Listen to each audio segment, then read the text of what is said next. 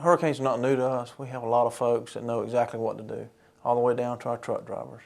And so those kind of operations take place every day. Topping out our fuel, making sure our chainsaws work, PMing any of our trucks that need to be worked on, and making sure people know what the routes are. All those kind of things are going on. We're in constant contact with the Weather Service, so we have the best, latest information on the storm. One of the things that we look at with hurricanes is the speed of the storm, how wet the storm is, how much rain are we going to get, how strong are the winds. A fast-moving storm is probably better for us at any time. Probably the worst scenario is a really wet storm that moves slow, because you get wet leaves, wet trees, wet ground, and then you have a strong wind that comes and blows everything down.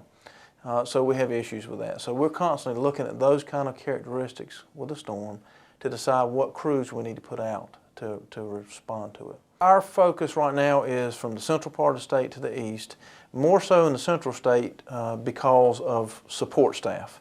And we really don't have any information to make us think that we're going to have any major damage in the central part of the state. But because we're really one big team, I want everybody that may be impacted, that may have to provide support or direct involvement, to be part of the same conversation, so expectations are the same. With hurricanes, we're certainly concerned with moving water. We're prepared if we have vehicles that get into flooded areas, or if citizens encounter that kind of scenario, then we can actually help them. You have to be very careful about power lines. There are a lot of trees that will get entangled in power lines, and we certainly don't need to be involved in that. We have to coordinate very closely with the power companies to make sure that the power lines are de-energized and they've done what they need to do. DOT, we are big in transportation, obviously, and we are a big part of evacuation pre-planning and implementation.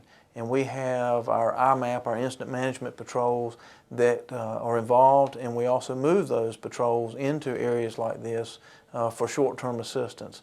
We work very closely with all of the emergency response people. Depending on the storm, we often will be out with an airplane taking pictures. And again, that's very helpful from a statewide perspective to be able to take a broad brush view of it and determine how best to go about fighting the storm.